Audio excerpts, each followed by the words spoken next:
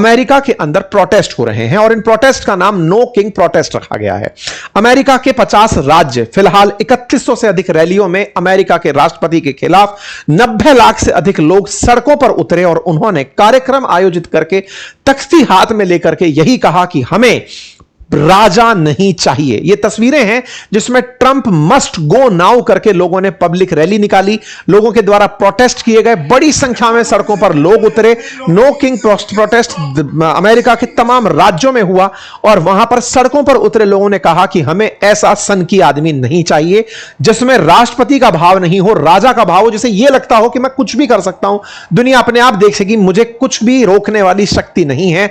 America की जनता सड़कों पर उतर करके विरोध में उतर कर आई। तमाम प्रकार के कॉलाज ऐसे निकल कर आए जिसकी हम सत्यता प्रमाणित नहीं करते क्योंकि सोशल मीडिया पर इस तरह की तस्वीरें हैं कि हजारों और लाखों की संख्या में लोग सड़कों पर उतरे। और हां, कुछ तस्वीरें जो हमको पूरी प्रॉपर वेरीफाइड तरीके से मिली जिन्हें आप देख सकते हैं कि बड़ी संख्या में लोग इनके खिलाफ प्रोटेस्ट करने उतर कर आए। ना केवल इनके खिलाफ बल्कि इनकी पूरी कैबिनेट के खिलाफ कि आप सब हटिए और आपने जो ये दुनिया पर जबरदस्ती का युद्ध थोप दिया है, टैरिफ थोप दिया है, इन सब से पीछे हटिए। क्या ट्रंप वाकई में पीछे हटेंगे या फिर बचे हुए अभी इनके 2-2.5 साल में दुनिया इनके पागलपन को और ऊंचाई तक देखेगी? इस सनकी राजा को हटाने के लिए अमेरिका में इन दिनों प्रोटेस्ट हो रहे हैं और अब तक के सबसे बड़े प्रोटेस्ट उन्हें कंसीडर किया जा रहा है। पूरे अमेरिका में लगभग 3100 जगह पर प्रोटेस्ट हुए हैं ट्रंप को हटाने के लिए, जिसका नाम ही नो किंग्स प्रोटेस्ट रखा गया है। अमेरिका के अंदर फिलहाल जो हालात हैं उन्हें देखते हुए मुझे लगता है कि अमेरिका को खुद इन्हें इंटरनेशनल डिजास्टर घोषित कर देना चाहिए। यानी ये वो व्यक्ति जिसने पूरी दुनिया पर अपनी सोच, अपनी बातें, उन सबको ध्यान में रखते हुए वो माहौल पैदा कर दिया है जिस माहौल को डिकोड करना भी शायद अब मनोवैज्ञानिकों के भी बस की बात ना रह गया हो। अमेरिका असल में अब तक दुनिया के सामने एक ऐसा देश रहा जो कि बहुत सारे रेफरेंस स्थापित करने वाला रहा, चाहे डेमोक्रेसी के मानक स्थापित करने वाला हो, विचारों के एक्सप्रेशन को लेकर हो, राइट्स, ह्यूमन राइट्स को लेकर के हो, या फिर ग्लोबल पीस और डब्ल्यूटीओ के नियमों को लेकर रहा हो।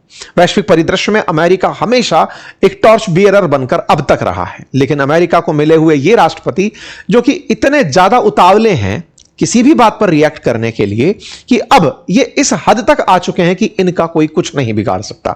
ये कहते हैं कि मैं उन लोगों के साथ रहना पसंद करता हूं जो लूजर्स होते हैं, मुझे सक्सेसफुल लोगों के साथ रहना अच्छा नहीं लगता। सक्सेसफुल लोगों के साथ रहने पर उनकी तारीफें सुननी होती हैं, उनकी उपलब्धियां सुननी होती हैं।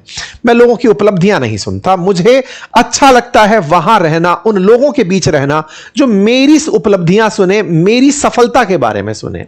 ट्रंप का जब ये वाला बयान वायरल हुआ तो ये अपनी तरफ से ये कहते हुए वायरल हुए कि शायद यही कारण है कि अमेरिका के राष्ट्रपति आसिम मुनीर के साथ और शहबाज शरीफ के साथ रहते हैं, क्योंकि इन्हें लूजर्स के साथ रहना पसंद है। इन्हें पसंद नहीं है उन लोगों के साथ रहना जो अपनी उपलब्धि, अपनी लोकप्रियता, अपनी काबिलियत गिनाएं। इसीलिए अमेरिका के अंदर ट्रंप के विरोधी खेमे के जो लोग हैं यानी डेमोक्रेट्स जो हैं वो इनके बारे में यही प्रश्न कर रहे हैं कि इनके जो चाहने वाले हैं वो सब लूजर्स ही हैं, ट्रंप तभी उनके बीच में खुश हैं। लोग इनके ऊपर तरह तरह के कंटेंट और प्रतिक्रिया बना रहे हैं। सोशल मीडिया पर अगर आप छांटने बैठे तो बहुत बुरा हाल मचा हुआ है। ये ट्रंप के ऑफिशियल बयान के तरीके से हैं।